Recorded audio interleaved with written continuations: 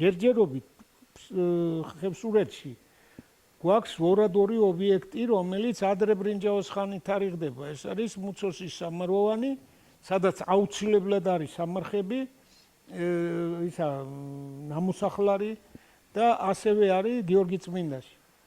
გიორგი წმინდაში ეს არის ციხე-დგორს ეძახიან ისინი, ადგილობრივები ეძახოდნენ.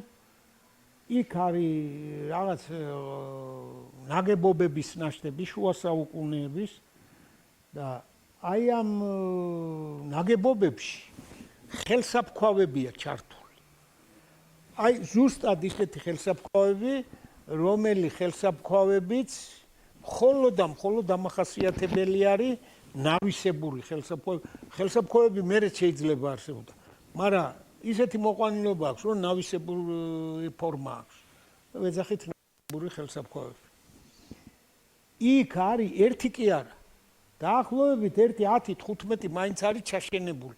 ეს რას ნიშნავს? როცა იქ აშენებდნენ, ან იქ იყო თვითონ იმ ადგილას ცხოვრობდნენ, ან შორი ახლოს სადღაც რაღაცა. უფრო საფიქრებელია, რომ ისინი დაადგნენ იმ ძველ შუა საუკუნეებში. ძველ აი მტკვარ-არაქსელთა დასახლებას და იქ ამოიყარა, რას ვეუბნები ახლა. შენ ხარ იმ პირველი აღმომჩენი გიორგი წმინდის იმეების, რა ქვია, მტკვარ-არაქსული ძეგლის და ეგ მაღლა არის აი სადაც ის შენობები და ისინი როა, ყორეები როა, ხო? ჩაშენებულია იმის ის ხელსაფქვავები. გამოყენებულია ხელსაფქვავები არის იმ ყორეებში, კედლებში, ხო? ანუ აღარ სჭირდებოდათ ის ხელსაფქვავები. არა, აღარ სჭირდებოდა კი არა, ეს გვიან აშენებულია. შუა საუკუნეების ის არის ეს ნაგებობების ნაშთიები რა, რაც არის. და ისინი იქ როდესაც რაღაცა მოასწორეს და ამ შენობების ასაშენებლად ციხეებს აშენებდნენ თუ რაღაცა ქვითკირებს თუ რაღაც. აი ისინი დაადგნენ იმ ძველ მტკვარ-არაქსელების ნამოსახლარს. სხვანაირად ის იქ წარმოუდგენელია, რომ მიგაჩენილიყო. ანუ რისი თქმა მინდა რა, რომ გიორგი წმინდაშიც მოველოდებით ჩვენ და ველოდებით იქ რომ აღმოვაჩენთ დასახლებას და იქაც, ხო? ხო, აი დიდი ნამოსახლარი კი არა, დიდი დასახლებაა რა, იქ. დასახლება შუა საუკუნეების. და ეს შუა საუკუნეების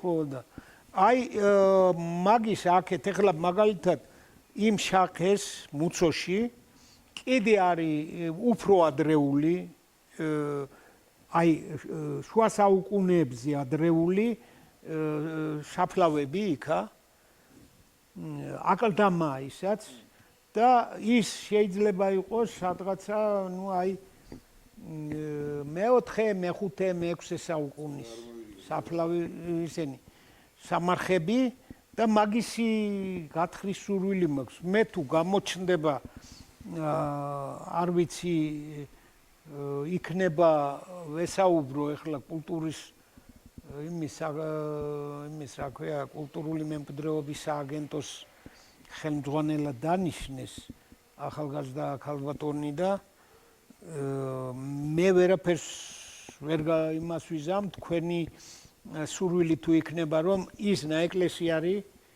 გაიწმინდოს და მისი აღდგენაც მოხდეს ეს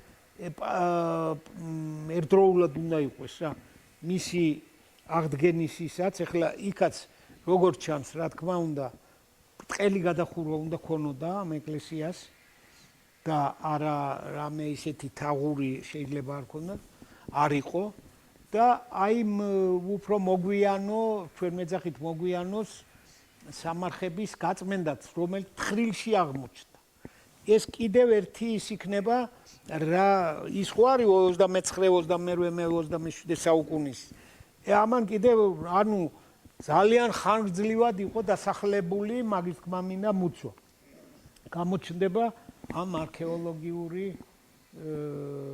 მონაცემებით ის არის მყარი საბუთი და არგუმენტი იმისა რომ არ არის მთა გვიან შუა საუკუნეებში დასახლებული. ასევეა ხადა, მაგალითად ხადაში უფრო ადრეული ისინი. ხადაში არის სადღაცა მე-4-1000 წლეულის მე-5-ის ბოლო და მე-4000 წლეულის დასაწყისის ნამოსახლარია. ჩვენის ის მყარარაკზე უფრო ადრეული ის არის რა, პერიოდი, ის კულტურა, რომელიც ხადაში აღმოჩნდა, ეს არის აი იმის ქვემო ქართლში მარნეულის მუნიციპალიტეტის ტერიტორიაზე მარნეულის ველზე შესწავლილი ნამოსახლარები, ბევრი ნამოსახლარია იქა. ენეოლითს ვეძახით ჩვენ, ადრე სამიწათმოქმედო კულტურასაც უწოდებენ და აი ისენი ჩანს იქა რა, იმ თიხის შუა. ბატონო. პირველი ევროპელები ყოფილიყო თან. პირველი. საინტერესო გონდა, იცით როგორი მომენტია, რომ აი პატა იყო ესეთი გადმოცემა ძველად, რომ ხევსურეთშიო თოვლი არ მოდიოდა თურმეო. თოვლი არ ცოდნიო. ხო და ეგეთი ის არის. ხო და ის გუდანო ჯვარში ყოფილანო ესეთი ანდრეზია რა. ნახალე ქვია გუდანის პირდაპირ იმის არის ჭიეს მაღლა. ალბათ გიორგობა იქნებოდა თუ რა იყო, რომელი ის იქნებოდა, აბა თოვლის შემოდგომაზე მოდის, ბუნებრივია და დაუთეთრებაო, გაიგე, ის მთაივა და ნეტა რაია, ამ ჯვარში მყოფებს უთქვამა. ნეტა რა ხო და ბალღები წაულალავო გუდაითა. აბა წაედითაო ერთი ნახეთავ რაიო და ამაში ჩაყარეთავ. ხო ამ ბავშვებს ასულან და მოუტანა ეს გუდაით ალბათ სიცივეც იქნებოდა მაშინ ახან კლიმატი შეიცვალა და ხელ რო ჩაყო ქვე აგრილ ყოფილა ესი. ანუ როგორი ცივის. ხო და აი რატო მოვყევი ეს ამბავი, როგორ ჩანს საერთოდ აი პალინოლოგია განამარხებულ იმებს მცენარეთა მტვერს იკვლევს და მცენარეების რა თქმა უნდა ამ შემთხვევაში ფოთლოვანი მცენარეებიც იგულისხმება ყველანაირი წიწოვანი თუ რაღაც და ასევე არის მცენარეები ბალახის მტვერსაც რა. და დიდხანს ინახება, დიდხანს რჩება ამ იმებში, მიწაში. ამა თუ იმ ობიექტს როცა ვთხრით ჩვენ რა, იქედან იღებენ იმას ნიმუშებს, სწავლობენ ამას და აი იმებით, რა ქვია, ამ ტვირით, თესლებით თუ რაღაცით ადგენენ როგორი მცენარეული საფარი იყო იმ დროს. და არკვევენ რომელია უფრო ცივი კლიმატის ამტანი მცენარე, რომელია ცხელი და რაღაცა და პალეოკლიმატის რეკონსტრუქცია ხდება, ასე ვთქვათ. ისე რომ იქ მთაში როცა ავიდნენ ისინი, ყარარაქსელები იყვნენ თუ ენეოლითური ხანის ისინი, ვინც მთაში ადიოდა, როგორც ჩანს, მაშინ არ იყო ესეთი სიცივე, რომ იქ მოსახლეობას ვერ გაეძლო ან დასახლებისთვის კი რელიეფი რა თქმა უნდა ისევ ისეთი იქნებოდა, რაც დღეს არის. ნუ ალაგ-ალაგ შეიძლება სადღაცა დაიმეწყრა და რაღაცა და მათ შორის მე ვფიქრობ, რომ აი შახეს ის ტერასაც ჩამოცურებულია, ჩამოიშალა.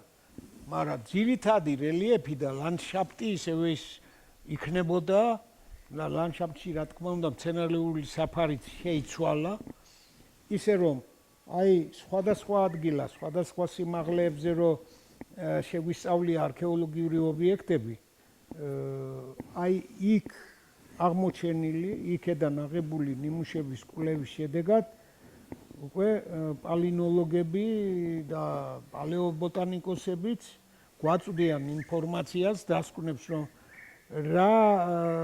როგორი კლიმატი იყო მაშინ, ნესტიანი იყო, სიმშრალე იყო, სიცხეებთან დაკავშირებით რაღაცა ისეთი ამოდი, აი ჩნდება ხოლმე რა თვითონ შესაბამისი მცენარეული საფარი იკავებს იმ ადგილებს იმ დროს, იმ პერიოდში, რისის შესატყვისიც კლიმატი არის. და ისე რომ ცვალებადობა ახასიათებს პალეოკლიმატს და შეგვიძლია რომ ვთქვათ, რომ აი იქ ჩვენ რაც ნიმუშები გვაქვს აღებული, ჯერჯერობით ეს პალინოლოგს არ აქვს შესწავლილი რა. რომ პალინოლოგები დაადგენენ იმ დროინდელ ტყის საფარი როგორ იყო, მცენარეულობა როგორ იყო და შეიძლება ზუსტად ის თქოს ახლა ხეს მოფილე კი არა ანდრეზე ებაშკრი თიგაფედულო იგა ფიზიკის შეასა თლიანად კიდე ფარგლი ყოვა ეს ხოთანი კომარ ველი აჰა თასიგიდან მომორკაცი ველში ჩამოჩინდის უცდა ხანში ტყეში ჩამეიფარისო ხო აი ახლა წარმოიდგინე ეგ ერთს გეტყვი კიდე აი იმისი ეხლა დავით გარეჯის ტერიტორია ხო რუსთავიდან დაწყებული იმამდე რა ქვია ეხლა სადაც ის დაცული ტერიტორია არის ვაშლოვანამდე თუ ვაშლოვანის ცოტა აქეთ გაუდაბნოებულია ხო ნახევრად უდაბნო არქეოლოგიური ნამოსახლარები დაფარულია მთელი ეს ტერიტორია აეროფოტოებით და იმებით და დაზვერვებითაც რა გადაბმულია ერთმანეთს ეს ნამოსახლარები და როდის არის მეხუთე საუკუნიდან იწყება გაუდაბურება რა მაგ ტერიტორიაში დასახლებები კი არა საერთოდ სიცოცხლე ისპოვა სიცოცხლე ну ის მოსახლეობა წამოვიდა იქედან რა ისეთი რადიკალური ხდება ან ეს შეიძლება ან კლიმატი შეიცვალა ან კიდევ მეორე შემოსევები კი აი სწორი ეხლა ან შეიძლებოდა საგანგებოდ გაეჩეხა მტერს გაეჩეხა ან კიდევ თვითონ ადამიანებს მოსახლეობას რახან ასეთი სიმრავლე იყო ну ცეცხლს ხო არ უფრთხილდებოდნენ და თან ამან კლიმატმაც ითამაშა კიდევ დიდი როლი აი